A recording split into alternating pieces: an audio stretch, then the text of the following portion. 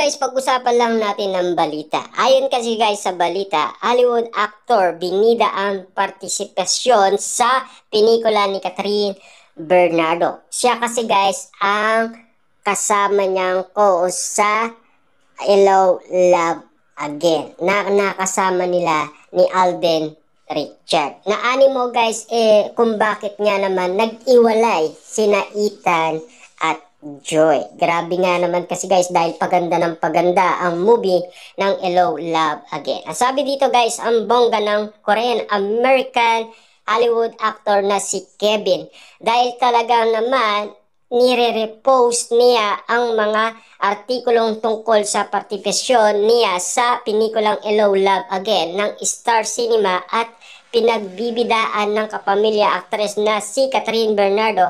Ang saya lang ng sinishare ni Kevin na kilala ng mga Pinoy dahil sa Netflix series na Blind in Fire ang mga balita tungkol Pinoy film na Hello, Love Again. Ibig sabihin guys, no, makikilala din ang ating mga pelikula ng dahil sa mga Hollywood actor tulad guys ni Kevin. Siyempre guys, sinishare niya. Alam naman natin guys, marami nga naman kasing nakakakilala kay Kevin bilang Hollywood actor. Ibig sabihin lang yan guys, makikita nila si Catherine Bernardo at Alden Richard. Siyempre guys, napakagaling naman kasi nila.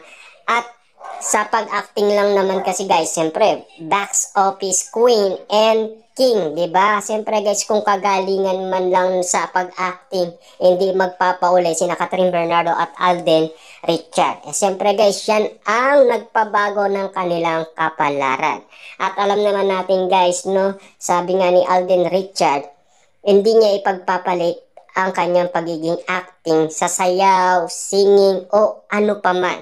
Kasi yan daw ang nagpabago ng kanyang buhay. Kung paano daw siya nagsimula, yan din ang magtatapos ng kanyang karera. Ibig sabihin lang nito guys, kung paano siya nagsimula, yun din ang katapusan ng kanyang karera. Pero take note guys si Alden, meron dating binulong yan guys sa mga media na kapag siya ay nagkaroon ng pamilya at anak, iiwanan niya na ang showbiz. Sabi pa dito guys ni Kevin, ay nag-stay sa Canada ng 1 buwan para sa shooting ng nasabing pelikula kung saan ginagnapan niya ang role bilang si Uno.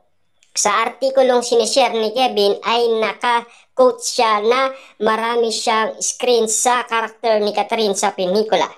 Meaning maraming eksena together sina Kevin at Catherine. Siyempre guys, no, kung bakit nga naman pinagselosan ni Ethan si Kevin or bilang Uno sa kanyang karakter. Siyempre guys, no, talagang pinapaganda lang talaga ang kwento ni Carmi. Napakagaling talaga guys ng kanyang utak, 'di ba? Tapos binuay pa guys ni na Alden Richard at Catherine Bernardo ang pagbabalik ni Ethan at Joy. Pero malungkot pa rin guys si Ethan. At alam naman natin guys, mabibigo na naman guys si Ethan. Alam naman natin guys, nabigo na siya sa unang girlfriend niya sa part 1, 'di ba? At siyempre, sabi niya nga, titiyakin niya na hindi na siya mabibigo sa ikalawang try niya kay Joy. Kaso nga lang guys, nabigo na naman. At mabibigo na naman siya ulit.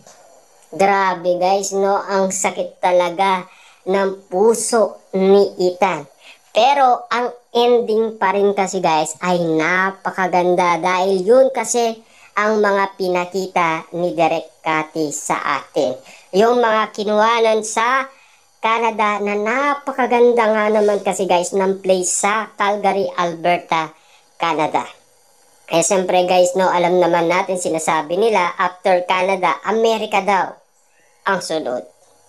Grabe nga naman kasi guys, parang journey ang love team ni na Ethan at Joy. Bakit nga naman kaya guys? Ano kaya ang sa palagay natin guys na parang isang adventure ang love team ni na Ethan at Joy. Ang galing talaga guys ng utak ni Carmi at Cristel no sa paggawa talaga guys ng mga istoryang katulad na lang guys ng Hello, Love Again. Tinitiyak talaga nila guys ang bawat kwento talagang mapapaluha ka, kikiligin ka at matatawa ka. At siyempre, iiyak ka ng lubusan dahil sa mga eksena ni Ethan at Joy. 'Di ba? Grabe nga naman kasi guys, 'di ba? Siya nga pala noon 2021 ay nagkaroon din kami ng pagkakataon na makilala si Kevin nang ipakilala siya sa amin ng isang common friend sa Mazahiro Hollywood Restaurant. Napakabait nga katsikaan ni Kevin ha, bongga talaga guys. Ibig sabihin, yung balita guys na nag-interview umano guys kay Kevin talagang sobrang bait nga naman. Tulad guys ng sinasabi ni Direk Cathy kay Kevin or bilang sa karakter niya guys si Uno, 'di ba? Kita-kita naman natin kasi guys na nagsasabi diyan ang isang nagbabalita.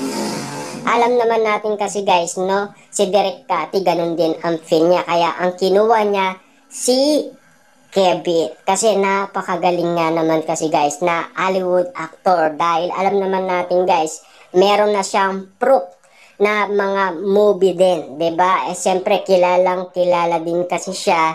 Dahil yun din ang kinuha nila. Para at least guys, di na sila kumuha pa ng iba.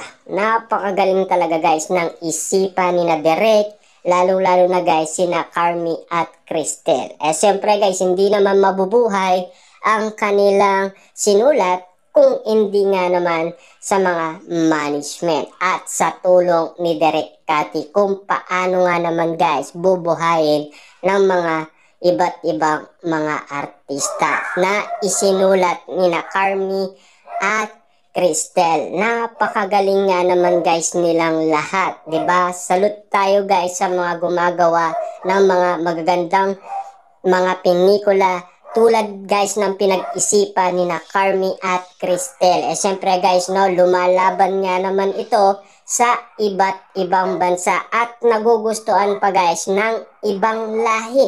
Dahil alam naman natin guys, nakuhanan kasi sa Hong Kong at yon ay promotion pa sa Hong Kong.